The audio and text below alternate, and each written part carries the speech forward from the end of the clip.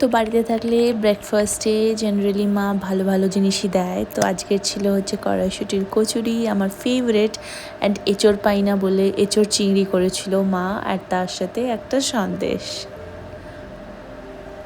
দুপুরবেলায় ছিল ভাত, চিচিঙ্গা ভাজা, অ্যান্ড তার সাথে কুমড়ো ছেচকি, অ্যান্ড তার সাথে লেবু অবভিয়াসলি, আর চিকেন করেছিল, এটা হোয়াইট চিকেন, অ্যান্ড তার সাথে পাবদা মাছ ছিল। মাছ খুব ভালো লাগে আমার পাবদা মাছটা। অ্যান্ড ডালও ছিল তার সাথে লেবু দিয়ে খাওয়ার জন্য। অ্যান্ড শুক্তো ছিল, শুক্তোটা একটু অল্পই নিয়েছিলাম। অ্যান্ড তারপরে মা দইও দিয়েছিল।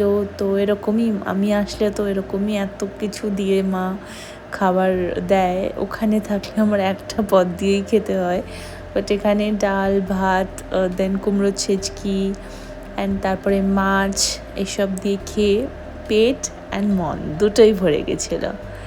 তো ব্যাস এটাই খেয়েছিলাম লাঞ্চের জন্য।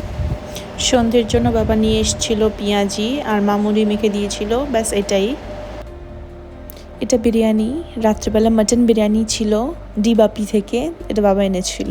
সো তোমাদের যদি আজকের এই ভিডিওটা ভালো লাগে লাইক করে দিও, চ্যানেলটাকে সাবস্ক্রাইব করে দিও, অ্যান্ড দ্যাটস ইট। বাড়িতে আসলে একটু বেশি খাওয়া হয়, তো যাই হোক কোনো রকমভাবে ম্যানেজ করে নেবো এখন।